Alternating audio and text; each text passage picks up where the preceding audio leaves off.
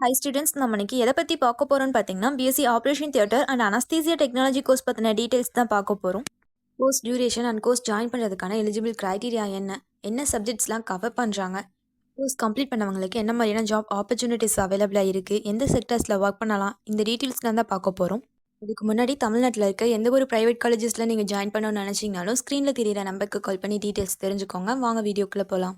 BSc operation theatre and anaesthesia technology கோர்ஸில் operation தியேட்டரில் ஆப்ரேஷனுக்கு முன்னாடியும் பின்னாடியும் எந்த மாதிரியான clinical exposures like disinfection, sterilisation, operation theatre management, anaesthesia responsibilities, instrument maintenance இதை பற்றிலாம் லேர்ன் பண்ணுவீங்க.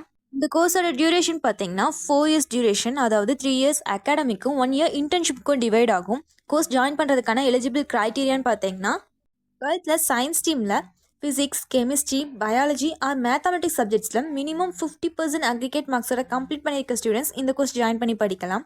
கோர்ஸ் ஜாயின் பண்ணுறதுக்கான அட்மிஷன் ப்ராசஸ் பார்த்தீங்கன்னா மெரிட்டை பேஸ் பண்ணியும் என்ட்ரன்ஸ் எக்ஸாமினேஷனை பேஸ் பண்ணியும் இருக்கும்.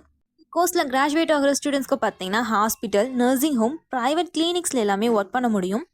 கோர்ஸில் ஸ்டூடெண்ட்ஸ்க்கு என்ன மாதிரியான சப்ஜெக்ட்ஸ் கவர் பண்ணுறாங்கன்னு பார்த்தீங்கன்னா, ஒரு ஹாஸ்பிட்டலில் அனஸ்தீசியா டெக்னீஷியனாக ஒர்க் பண்ணும்போது அனஸ்தீசியாவோட பிரின்சிபல்ஸ் என்ன, அனஸ்தீசியாக்கான டெக்னிக்ஸ் அண்ட் அனஸ்தீசியாவோட டெக்னிக்ஸை என்ன மாதிரியான ரீஜனில் யூஸ் பண்ணலாம், இந்த மாதிரி சப்ஜெக்ட்ஸ் எல்லாமே டீச் பண்ணுவாங்க.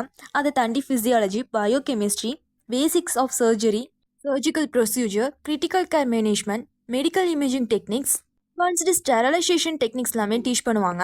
இந்த கோர்ஸ் பர்சியூ பண்ணுற ஸ்டூடெண்ட்ஸ்க்கு என்ன மாதிரியான ஜாப் ப்ரொஃபைல்ஸ் இருக்குன்னு பார்த்தீங்கன்னா, அனஸ்தீசியா டெக்னீஷியனாக ஒர்க் பண்ணலாம், மெடிக்கல் கோடர், ஆப்ரேஷன் தியேட்டர் டெக்னீஷியனாக ஒர்க் பண்ணலாம், associate consultant, medical consultant, clinical associate, இது போல் நிறைய பொசிஷன்ஸ் இருக்குது. அடுத்து கோர்ஸ் கிராஜுவேட் ஆன ஸ்டூடெண்ட்ஸை எந்த செக்டார்ஸ்லாம் ரெக்ரூட் பண்ணுறாங்கன்னு பார்த்தீங்கன்னா, ஹாஸ்பிட்டல்ஸ்லையும், நர்சிங் ஹோம், ப்ரைவேட் கிளினிக்ஸ்லையும், டயக்னோஸ்டிக் சென்டர் அண்ட் ரிசர்ச் லெபார்ட்டரிஸ்ல எல்லாமே ரெக்ரூட் பண்ணிகிட்ருக்காங்க.